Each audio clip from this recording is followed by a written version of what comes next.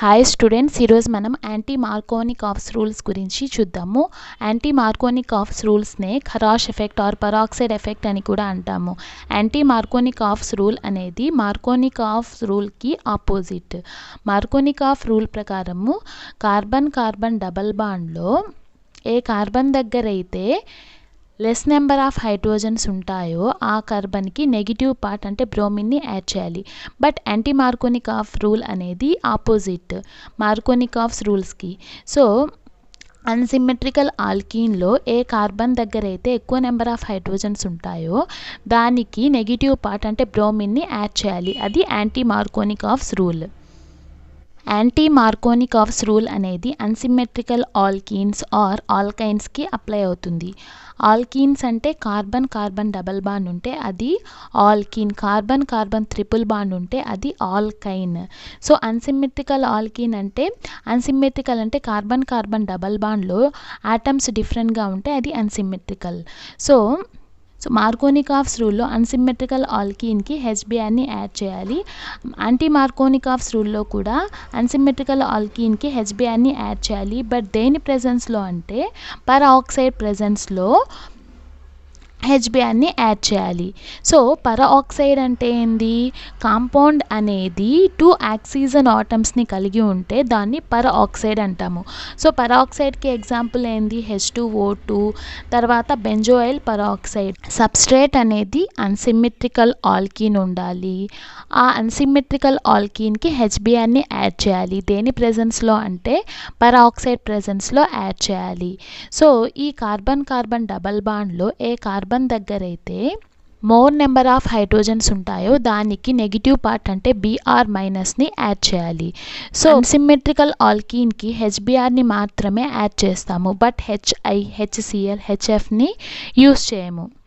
Anti Markovnikov's రూల్లో addition అనేది free radical addition.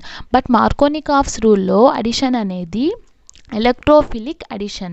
ఇప్పుడు యాంటీ మార్కోనిక్ ఆఫ్స్ రూల్ చూద్దాము. ఇది అన్సిమెట్రికల్ ఆల్కీన్. ఈ అన్సిమెట్రికల్ ఆల్కీన్కి హెచ్బిఆర్ని యాడ్ చేయాలి. దేని ప్రెజెన్స్లో? పరాక్సైడ్ ప్రెజెన్స్లో. సేమ్ మీకు మార్కోనిక్ ఆఫ్స్ రూల్లో కూడా అన్సిమెట్రికల్ ఆల్కీన్ తర్వాత హెచ్బిఆర్ ఉంటుంది. ఇక్కడ ఏం లేకపోతే అది మార్కోనిక్ ఆఫ్స్ రూల్. పరాక్సైడ్ ప్రెజెన్స్ అంటే anti Markovnikov's rule.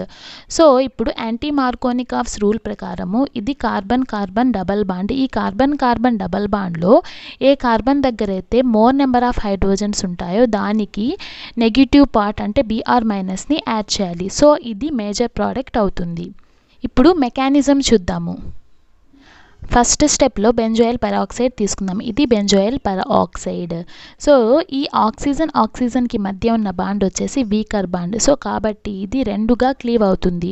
So రెండుగా క్లీవ్ అయినప్పుడు ఈ ఎలక్ట్రాన్ ఇక్కడ వెళ్తుంది, ఈ ఎలక్ట్రాన్ ఇక్కడ వెళ్తుంది హోమోలైటిక్ క్లీవేజ్లో. సో కాబట్టి ఈ ఆక్సిజన్ పైన ఒక రాడికల్, ఈ ఆక్సిజన్ పైన ఒక రాడికల్.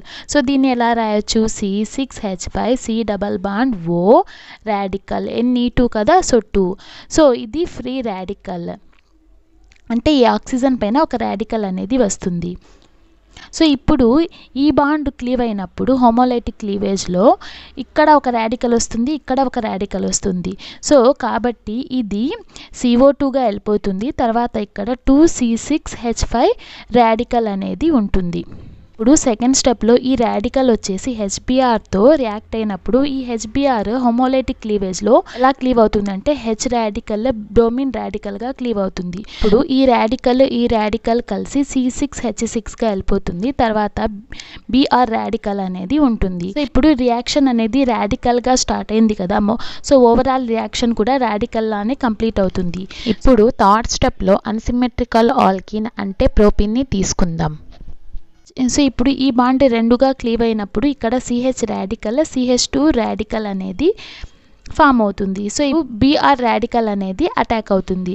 సో అటాకింగ్ వచ్చేసి 2 పాసిబిలిటీస్ ఉన్నాయి. సో ఇక్కడ రాడికల్ ఫామ్ అవుతుంది, ఇక్కడ రాడికల్ ఫామ్ అవుతుంది కదా. సో ఈ రాడికల్ పైన అయినా Br అటాక్ కావచ్చు, తర్వాత ఈ రాడికల్ పైన కూడా Dr అటాక్ కావచ్చు.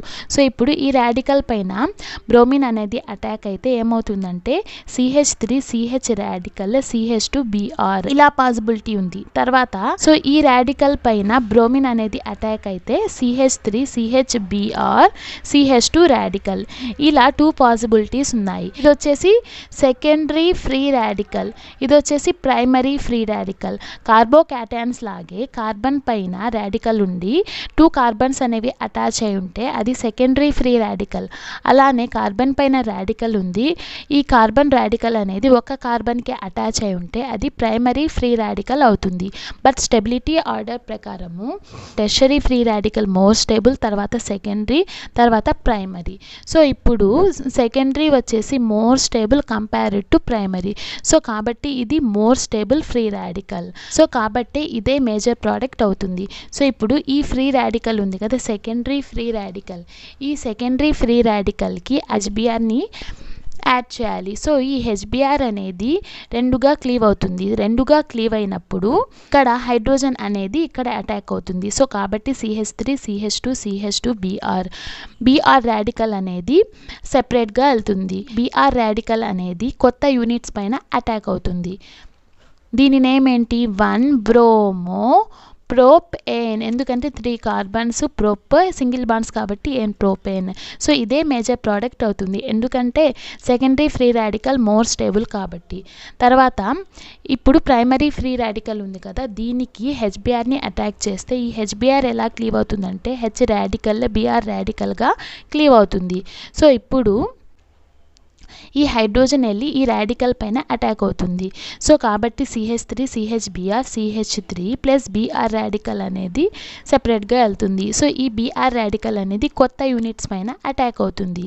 యాంటీ మార్కోనికాఫ్స్ రూల్ ప్రకారము అన్సిమెట్రికల్ ఆల్కీన్ అంటే కార్బన్ కార్బన్ డబల్ బాండ్లో ఏ కార్బన్ దగ్గర అయితే మోర్ నెంబర్ ఆఫ్ హైడ్రోజన్స్ ఉంటాయో దానికి నెగిటివ్ పార్ట్ అంటే BR మైనస్ని యాడ్ చేయాలి. అది యాంటీ మార్కోనికాఫ్స్ రూల్.